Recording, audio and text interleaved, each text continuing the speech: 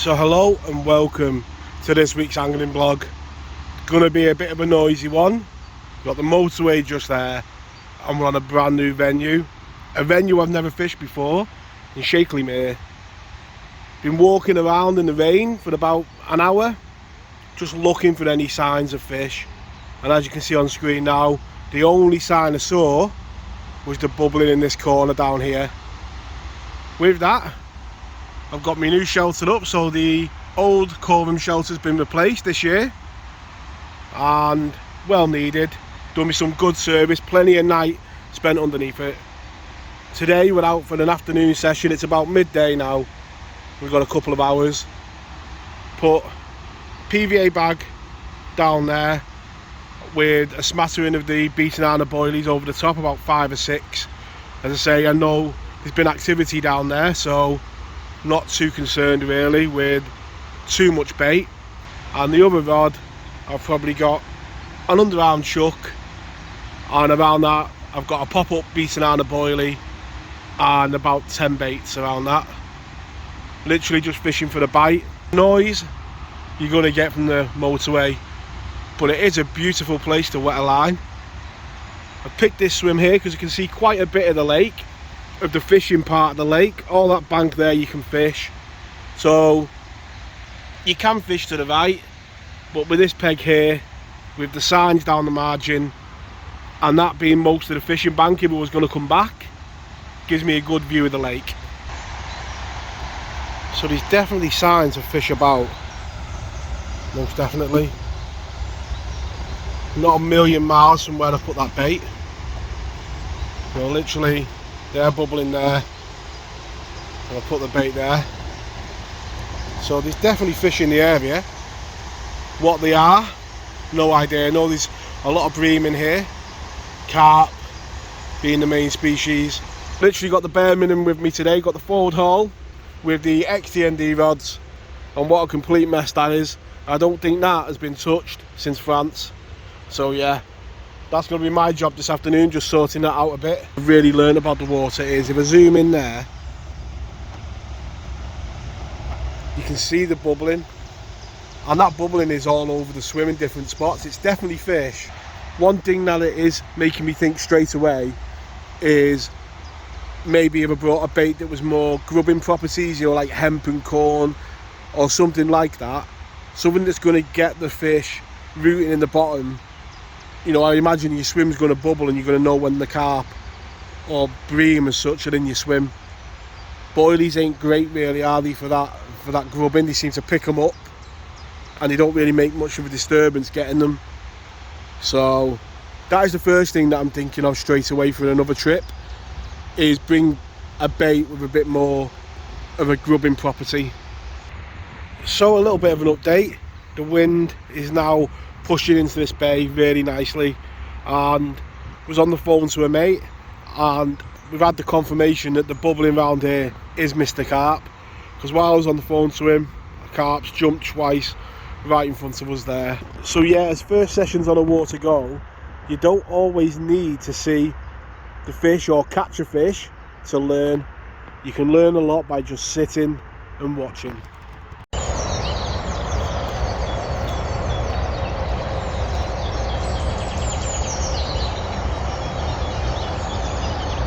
Sadly, no bites were forthcoming on that short afternoon session. You now join me back on the banks a few days later, and what a different day it is. We'll call it the peace and quiet lake, because obviously you're not going to get much peace and quiet, and that is the lake how it looks today. Because say noise is going to be part of the vlogs on this. It's unless we go right that way, you're not going to escape it. But on the last session, I really wanted to come back on here with particle. I seen fish moving, a lot of bubbling, as you can see. There's reminiscence of that today. Joined by Mark, who's on the bank as well. We just put a little bit of bait out in front of us, and I've put some in this bay here. And for this first bit, just going to sit back and see what happens. It's one of those venues that just looks beautiful. You see all the trees and all the different colours. I can only imagine what it looks like in winter. I do know there's not pike in here, but I wish there was. And as you can see over there now, big patch of bubbles coming up, and hopefully that is some fish moving in. So looking at the swim, walking around this morning, did see the activity in this area again, so that's where I put a little bit of the bait, and the other rod I've literally got straight out in front of me as well, just to create a baited area and nice and close in, literally 3 rod lengths out, and this one down here. And so you've always got the option later on to go dangerous against the tree line, but that's why I brought the boat with me today, so you can get nice and tight over. But for now, just going to be feeding with the catapult nice and close in.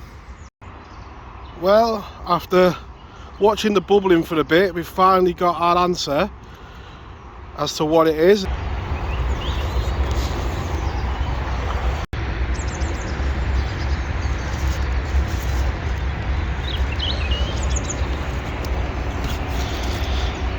So the second session on the park lake, the first one, just sat looking at the water, you know, walking around, looking for signs, and I knew my tactics weren't right on that day.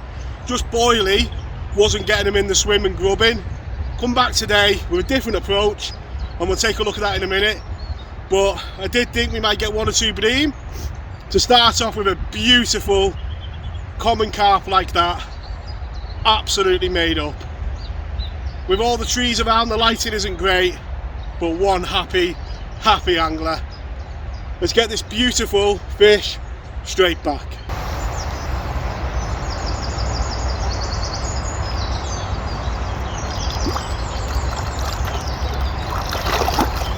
If you watch the channel regular, you know what's coming. It's that celebratory brew, and again, really privileged this morning that I stayed at my dad's last night, and he made me a flask to take with me. He's certainly a lot better at making brews than me. My hope was, when I was seeing the lake, to get a carp with that beautiful backdrop. The lighting isn't great with the trees and overhangs, but yeah, we got our picture, didn't we? So the rods that I'm using today are the 10-foot Carp XTND rods, just packed down nice and small for day sessions and quick overnighters, and I've teamed them up with the Zelos reels, and on there I've got 15-pound barbel line.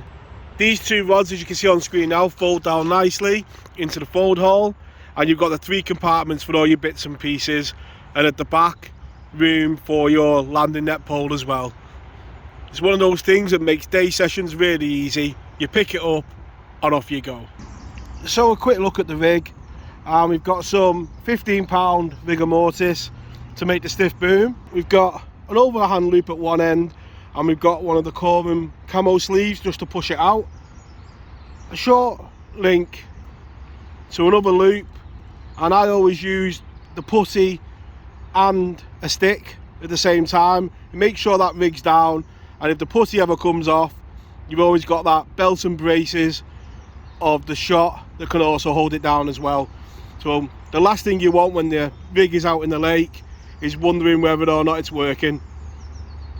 It's a simple swivel to a size 6 column hook, and bait wise, you go with a bait you've got confidence in, and my one is most definitely a cherry bonbon, and that is the rig that caught that carp. So carp fishing for me really is about the excitement. It's why you see me fishing bread on the surface and margin fishing where you can see them, and this place, it's the bubbling. You know, you start seeing the fizzing coming up, and it's just exciting. You know, there's fish about, and if I can get anywhere that, you know, has that type of feel, whether it's sight fishing, like I said, or floater fishing, that's what it's about for me. They're the times when I really do enjoy carp fishing, and this place, most definitely, I just enjoy it already. It's the second session, and yeah, even if we hadn't caught that carp, it's just got that feel about it. And one thing about this place, if you've got a weak bladder or you like drinking tea, definitely give it a miss. Absolutely horrendous for going to the toilet. There's people back and to all the time.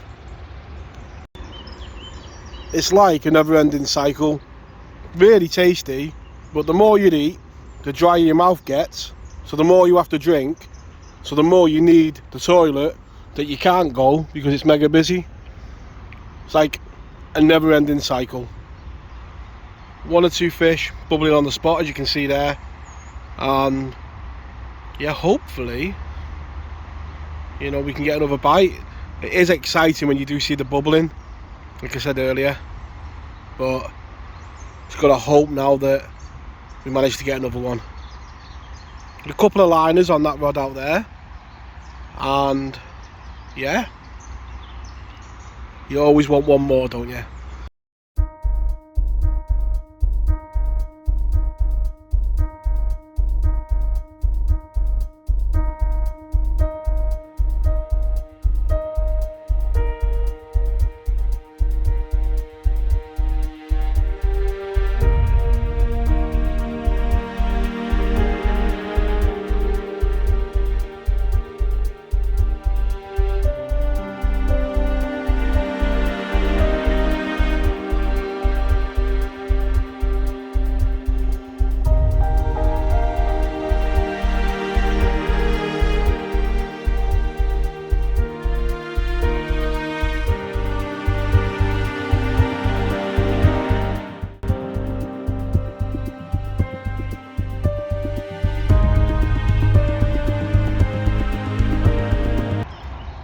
Where you can see the patch of bubbles there were just building, and it just felt like one was going to slip up, and the rod's gone again.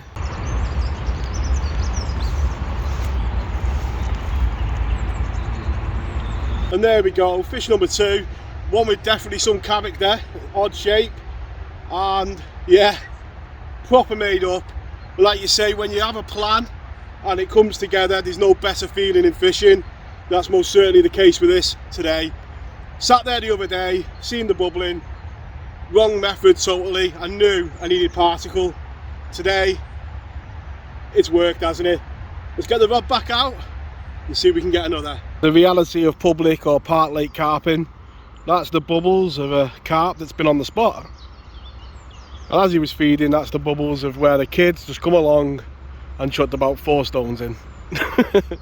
That's the reality of it, and if you choose venues like this, that's what you're going to get. I've got no doubt there'll be dogs going in by the end of this adventure and everything, but that is just the reality of it. So the other day when we were on here, I was using boilie and PVA bags. I was seeing the bubbling, but I didn't feel like the fish were coming in and feeding. So the thought today was to bring a mix that's going to get them in and grubbing.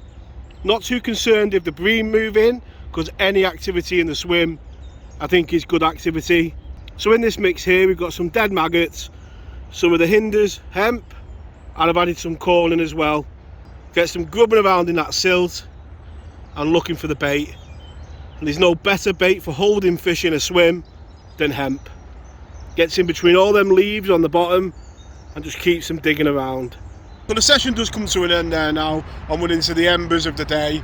After that carp, the wind dropped, as you can see on screen now, and the highs and lows of fishing, from being stood next to your rods waiting for them to go, to sitting back and just knowing the fish weren't there. Hopefully this has shown a little bit of a learning curve about a new venue. It certainly won't be the last you see on the vlog of this venue, most definitely. I want to wish you all tight lines in your own fishing, and I'll catch you all next week. Tight lines.